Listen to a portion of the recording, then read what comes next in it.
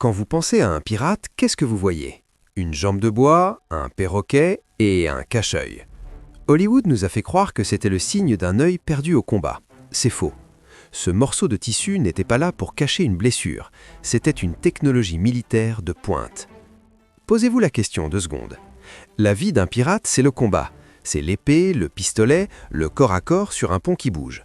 Dans ces conditions, la vision périphérique est votre seule chance de survie. Se priver volontairement de la moitié de sa vue, c'est du suicide. Alors pourquoi les capitaines les plus redoutés de l'histoire portaient-ils ce bandeau même avec 2 yeux parfaitement fonctionnels? La réponse se trouve dans une faiblesse biologique de l'œil humain. Une faiblesse qui pouvait vous tuer en moins de 2 secondes si vous ne saviez pas comment la contourner. Pour comprendre, il faut oublier le confort de notre monde moderne. Nous sommes au XVIIIe siècle, l'électricité n'existe pas. Sur un navire en pleine mer, il y a 2 mondes opposés. Le premier, c'est le pont supérieur. Sous le soleil des Caraïbes, la lumière est aveuglante. Elle se reflète sur l'eau, sur les voiles blanches, sur le bois verni. C'est un environnement de clarté extrême. Le deuxième monde, c'est l'entrepont et la cale, là où on stocke la poudre, les boulets de canon et les vivres. C'est le noir quasi total. Maintenant, imaginez une bataille navale. C'est le chaos. Vous devez courir sur le pont en plein soleil, combattre, puis descendre d'urgence dans la cale pour recharger un canon ou éteindre un début d'incendie.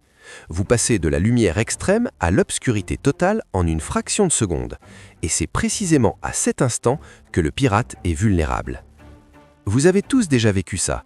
Vous êtes au cinéma, en retard, vous entrez dans la salle alors que le film a déjà commencé et que tout est éteint. Que se passe-t-il? Vous êtes aveugle. Pendant quelques minutes, vous tâtonnez, incapable de voir votre siège. Puis, lentement, les formes apparaissent. C'est ce qu'on appelle l'adaptation à l'obscurité. Biologiquement, voici ce qui se passe. Vos yeux utilisent 2 types de cellules, les cônes pour la lumière et les couleurs, et les bâtonnets pour la vision nocturne. Pour fonctionner dans le noir, les bâtonnets ont besoin d'une protéine chimique appelée la rhodopsine. Le problème, la lumière forte détruit instantanément la rhodopsine. Quand vous passez du soleil à l'ombre, votre œil doit recréer cette protéine. Et ce processus est lent, très lent. Il faut environ 25 minutes pour une adaptation complète et au moins 10 à 5 minutes pour commencer à distinguer quelque chose correctement. Mais en plein combat, un pirate n'a pas 5 minutes, il n'a même pas 5 secondes. Si vous poursuivez un ennemi qui se réfugie dans la cale sombre et que vous descendez derrière lui avec vos yeux habitués au soleil, vous êtes mort. Il vous voit parfaitement parce qu'il est déjà dans le noir, mais vous êtes aveugle. C'est là que le cache-œil devient une arme de génie. Le pirate gardait un œil découvert pour la lumière du jour et l'autre œil, caché sous le bandeau, restait dans l'obscurité permanente. Cet œil caché était toujours chargé en rhodopsine, prêt pour la vision nocturne. Au moment de descendre dans la cale, le pirate n'avait qu'à faire un geste simple. Il relevait le bandeau. Instantanément, l'œil qui était caché prenait le relais. Pas de temps d'adaptation, pas de cécité temporaire. Il pouvait voir dans le noir immédiatement, repérer son ennemi et frapper alors que son adversaire s'attendait à le voir hésiter. Ce que la plupart des gens ne savent pas, c'est que cette technique est si efficace qu'elle a survécu à la fin de la piraterie.